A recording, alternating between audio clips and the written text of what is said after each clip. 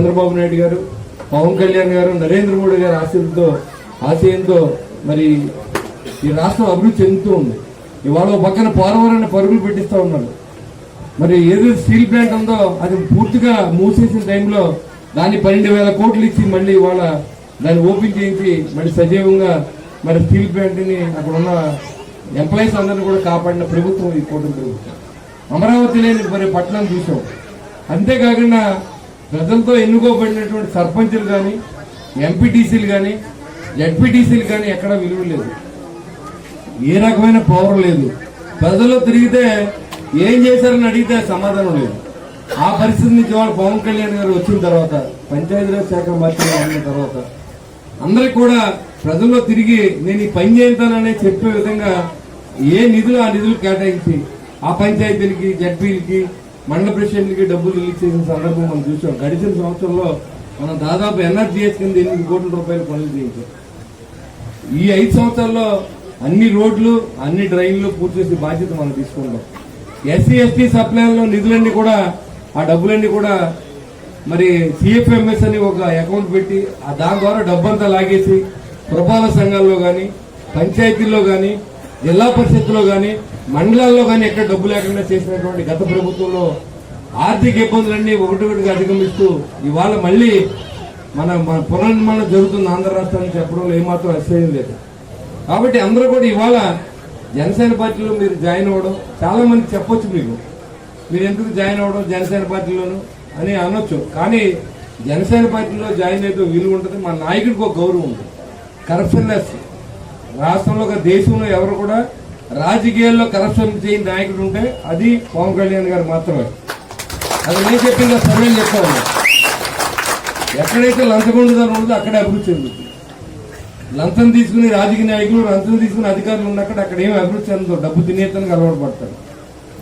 మన ప్రభుత్వంలో, మన కాన్స్టిట్యూన్సీలో మీరు ఎవరైనా డబ్బు అడిగితే ఆయన ఇమీడియట్ గా పంపించింది బాధ్యత నేను తీసుకోవడం, మీకు చూడడం కావాలని. నాకు ఎవరైనా కంప్లైంట్ వచ్చింది, మన విఘ్నేశ్వరరావు చెప్పారు, ఏమంటే ఇక్కడ వీఆర్ఓ 20,000 అడుగుతాడండి ఒక ఎకరానికని. ఎక్కడా సహించాం మనం, ఇమీడియట్ గా పంపించామని చెప్పారు, పంపించారు.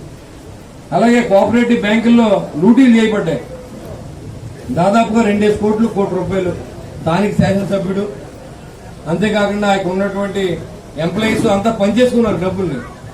ఇవాళ అన్ని సహకార సంఘాల్లో కూడా రైతులకు డివిడెండ్ ఇచ్చే దిశగా ఇవాళ ఈ ప్రభుత్వం తీసుకెళ్లిపోతా ఉంది.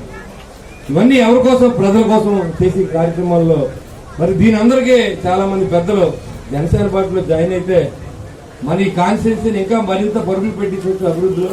మీరందరూ ఇచ్చే ధైర్యంతో నేను మరింత ముందుకెళ్లి మన గ్రామాలకు ఏం కావాలంటే అన్ని తీసుకొచ్చే బాధ్యతను నేను తీసుకున్నాను ఖచ్చితంగా.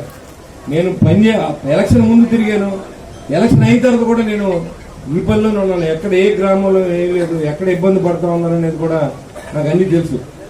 కాబట్టి ఇక్కడ ఏ గ్రామానికి ఆ గ్రామం, అసలు ఆ గ్రామానికి ఏమేమి పనులు ఉన్నాయి అన్ని కూడా మనం ఎస్టిమేట్ వేసి రెడీ పెడితే ఆ గ్రామాలన్నీ కూడా పవన్ కళ్యాణ్ గారు కూడా మాట్లాడడం జరిగింది. మన కాన్స్టిట్యూన్సీని ముందు వరుస నిలబడతానని కూడా ఆయన మాట్లాడడం జరిగింది. మరి మన గ్రామాలన్నింటినీ కూడా ఎలాంటి నిధులు తీసుకురావాలనేది కూడా ఖచ్చితంగా మనం చేసి గ్రామాలన్నీ అభివృద్ధి చేస్తాం. మరి ఏదైతే ఈ రోజు మమ్మల్ని నమ్మి పార్టీలోకి వచ్చారు, ఎవరైనా పార్టీలోకి వచ్చారు రాజకీయాల్లో ఉన్నా సేవ చేయడానికి రావాలి తప్ప అదేదో దీనివల్ల మనకు వచ్చి వాళ్ళు వచ్చినంత వల్ల ఇప్పుడు ఏం లేదు.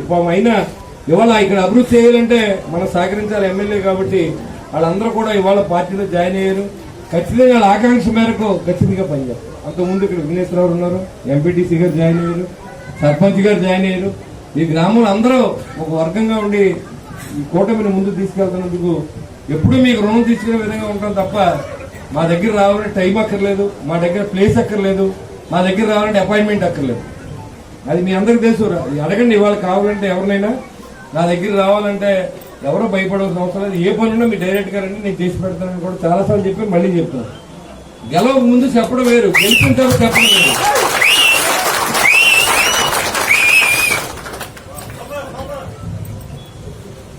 ఇవాళ అన్ని గ్రామాల్లో కూడా కల్తీ మద్యం ఇవన్నీ పెచ్చిమీరి చాలా మంది ప్రాణాలు పోగొట్టుకున్నారు. ఇవాళ మన ప్రభుత్వం వచ్చిన తర్వాత అలాంటి ఏమి జరగకుండా చూసే బాధ్యతని మన ముఖ్యమంత్రి చంద్రబాబు నాయుడు గారు నాయకత్వంలో, పవన్ కళ్యాణ్ నాయకత్వంలో మీ అందరూ కూడా పనిచేస్తూ ఉన్నాం.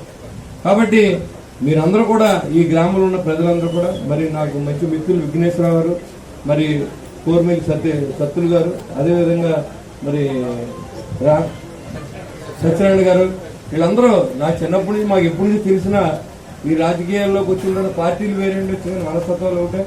మనందరూ కూడా నాకు చాలా సహకరించారు సత్తులు గారు. వీళ్ళందరూ మరి ఇవన్నీ మీ గ్రామంలో అభివృద్ధి చేయడానికి మీరందరూ పార్టీలో చేరడానికి మరి విఘ్నేశ్వరరావు కూడా మరి ఇవాళ నాతో పాటు మన ఏ పార్టీలో పక్కన పెడితే కూటమి ఇది.